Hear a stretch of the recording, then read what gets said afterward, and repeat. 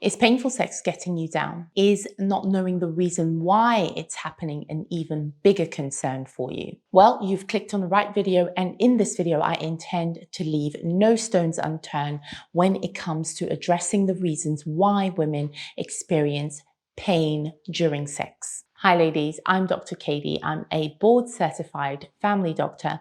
Welcome to Hey Doc, and on this channel we address health topics, but more specifically we put a greater emphasis on women's health and fertility medicine. Yes, in this video we will address a very common problem that women experience, which is pain during sex. On this channel we have a video that goes into details describing the anatomy of the women's genital area. Make sure you refer to that video after you finish watching this one, because it will give you a better understanding of the different areas that I will be mentioning in this video. But for the sake of a quick recap, this is the anatomy of the women's genital area. We have the mons pubis, the labia majora, the labia minora, the clitoris, the urethra, and the opening to the vagina. And of course, right inside, we have the vagina. Remember, the vagina and the vulval area are two different areas. Again, go back and watch that video so that you can appreciate this fact. What is painful sex? Exactly what it says on the tin. Painful sex can be described as intercourse that is not pleasurable as it was designed to be. It's when you associate sex with distress, and as soon as you hear the word sex, you want to run a mile, because for you it's far from being pleasurable and satisfying. By the way, it's worth mentioning that guys can experience painful sex too, but for the sake of remaining focused for this video, we will be focusing on painful sex that happens in women. Also, I know I mentioned earlier painful sex is pain that happens during intercourse, but painful sex can encompass the pain that a woman experiences before penetration and also pain that she experiences after intercourse. Dyspareunia is the medical term used to refer to painful sex. And medically speaking, painful sex falls into two categories: deep pain and superficial pain. Let's start with deep pain. Deep pain is experienced when you sense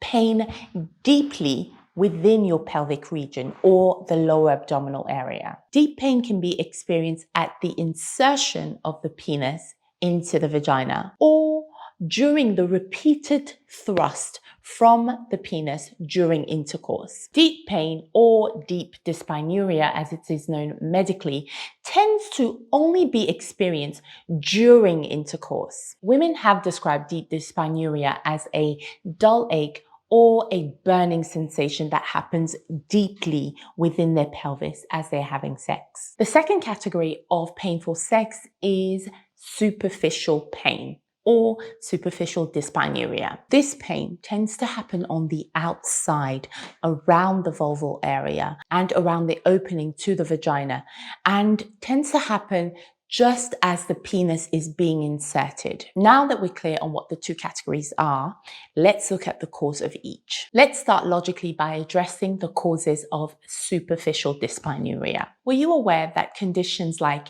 eczema, dermatitis, and in odd cases, even psoriasis could affect the vulval area? If you have one of these conditions affecting the vulval area, it will lead to irritation, inflammation, and along the line can lead to very small cuts in the delicate skin that is found in the vulval area. So what happens at the insertion of the penis is that the penis will cause the tissue around these small cuts to stretch and obviously bring about pain. Vulval thrush causes superficial pain during sex based on the same principle. We all know as women that thrush in the vulval area causes intense itching. So if you've left it untreated for some time, you may have scratched this delicate skin, which has led to small cuts. And as the penis is being inserted, ow. In menopausal women, the decline in estrogen leads to the vulvovaginal area being dry. Sex is not supposed to happen when the vulvovaginal area is dry.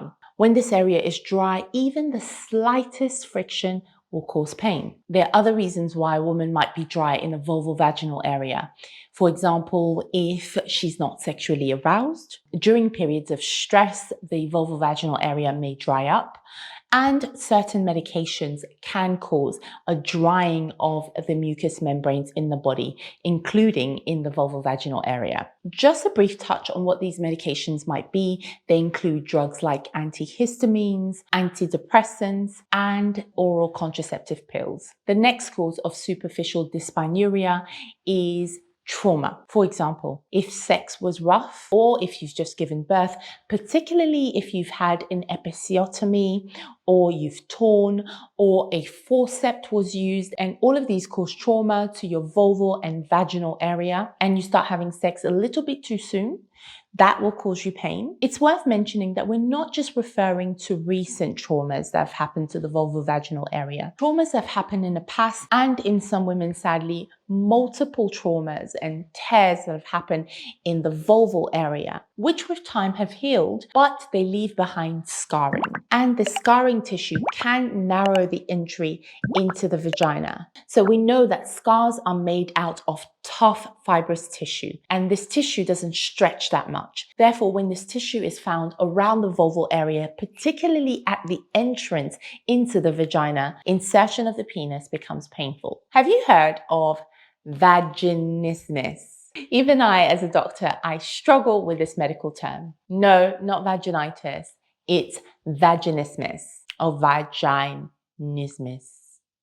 Anyway, that term. In this condition, the muscles around the vagina tighten all by themselves. In its most severe form, there is involuntary spasm that happens in the muscle fibers found in the perineal area. And this happens even with the slightest touch of the genital area. And in this condition, the muscle spasm can happen during intercourse, but most importantly, in its severe form, can happen before sex. As the woman is starting to become sexually aroused, she can start getting intense pain in the perineal and the genital area. But get this, remember that we said that in its severe form, this muscle spasm can happen even with the slightest touch. So that means even with normal things like inserting a tampon or putting on their underwear, these women can experience pain in the perineal and in the genital area. So this condition can affect women in their activity of daily living, and when it's so severe, it can sometimes also affect their mental health. So if you are experiencing vaginismus, do not be ashamed.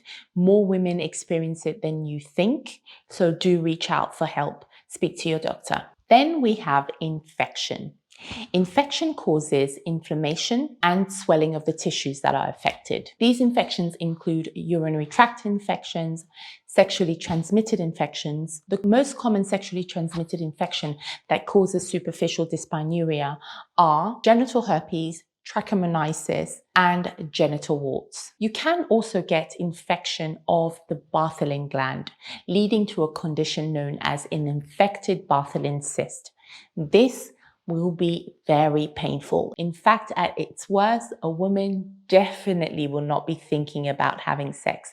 That will be the least of her priorities. Briefly, the purpose of the Bartholin gland is to secrete mucus that keeps the vulva and the vaginal area moist. When it gets infected, it looks like this.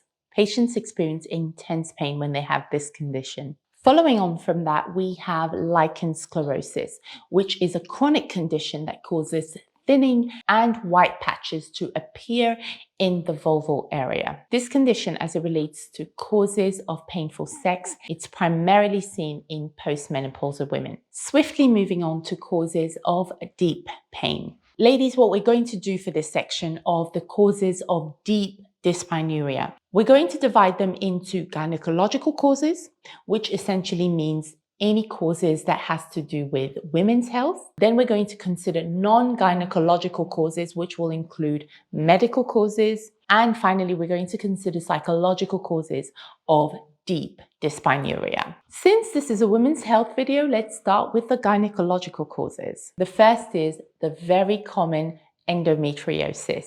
This is a condition where the cells that are found in the inner lining of the uterus grow in other parts of the body. And these cells that have grown in other parts of the body also respond to hormonal changes. When this condition is severe, this tissue can be found in the bowel, in the pelvic area.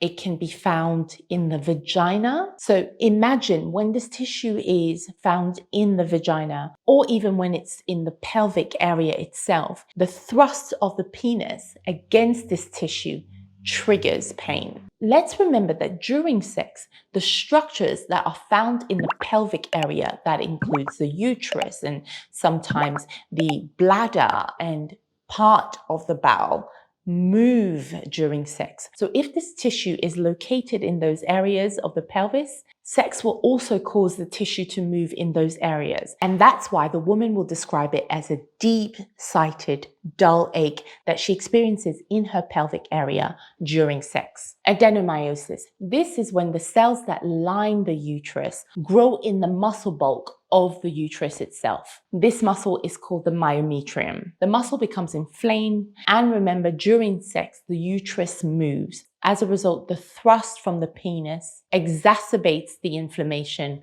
and the woman experiences pain. Other gynecological causes of deep dyspareunia include a prolapsed uterus, when the uterus drops downwards towards the vagina, the presence of fibroids, particularly when these non-cancerous growth that happen within the muscle bulk of the uterus are large. They will lead to pain during sex. And the final cause of deep dyspareunia as it relates to the gynecological causes are ovarian cysts. These are fluid-filled sacs that are found in the ovaries, and they can range from being rather small to being quite big. And we're talking sometimes they can grow to being the size of a golf ball. So you can imagine the size of this cyst causing pressure on the uterus and the surrounding tissues. So during sex, the penis adds to this pressure, leading to further discomfort and pain. At times, these cysts can burst during sex. There is an increased risk of this happening if the cysts are large. And if sex is rough and there is a large cyst that is on the ovary, and it can provoke the twisting of the ovary itself. And this is an emergency. So if that's you and you experience severe, intense pain on one side of your pelvic area during sex, I don't need to tell you that you need to stop, right? Well, just in case I do. Stop having sex. Get yourself to the closest emergency department as soon as possible. At times, you may even need to call the emergency services because ovarian torsion needs to be attended to immediately. Otherwise, you might lose that ovary because it will be starved of nutrients and oxygenated blood. Non-gynecological causes of deep dyspareunia include urinary tract infections, irritable bowel syndrome.